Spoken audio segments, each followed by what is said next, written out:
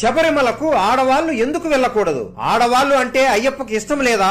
ఈ రోజు వీడియోలో ప్రతి ఒక్కరికి అర్థమయ్యేలా వివరిస్తాము. మిస్ అవ్వకుండా ప్రతి అయ్యప్ప భక్తుడు మరియు భక్తురాలు ఈ వీడియో చూడండి. అయ్యప్ప మహిషిని హతమార్చిన తరువాత ఆ భయంకరమైన శరీరంలో నుండి లీలావతి అనే ఆమెకు శాప విమోచనం కలిగి ప్రత్యక్షమవుతుంది. ఆమె నన్ను వివాహం చేసుకో అని అయ్యప్ప స్వామిని అడగగా, నేను ఈ జన్మలో బ్రహ్మచారిని, నేను నిన్ను వివాహం చేసుకోలేను, ఇప్పటి నుండి నువ్వు మాలికా పురోతం అని పిలువబడి నా భక్తుల నుండి పూజలను పొందుతావు అని వరమిస్తాడు. తరువాత అయ్యప్ప స్వామి మాలికను గౌరవించి, వయసులో ఉండే ఏ స్త్రీ నన్ను దర్శించుకోవడానికి రారు అని అయ్యప్ప స్వామి చెప్పాడని కేరళలో ఉండే పూజారులు భావిస్తారు. దీని వెనక ఇంకో రహస్యం కూడా దాగి ఉంది. అదేంటి అంటే, మన హిందూ ఆలయాలు ఎక్కడైతే ఎక్కువ శక్తి ఉత్పన్నం అవుతూ ఉంటుందో ఆ ప్రదేశంలోనే నిర్మిస్తారు. ఆ శక్తిని మరింత పెంచేలా ధ్వజస్తంభము, మూలమూర్తి గోపురాలు నిర్మిస్తారు. అందుకే మనం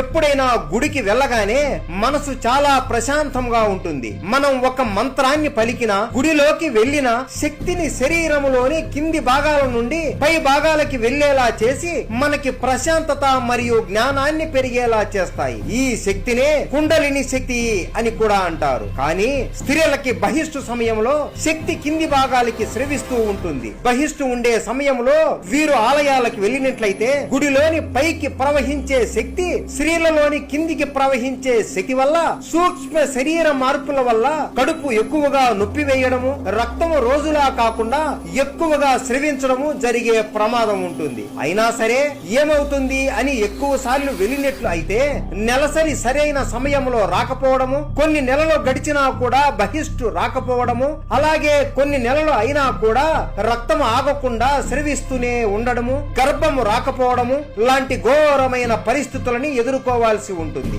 అలాంటి ఒకానొక అత్యంత శక్తివంతమైన క్షేత్రము ఈ శబరిమల.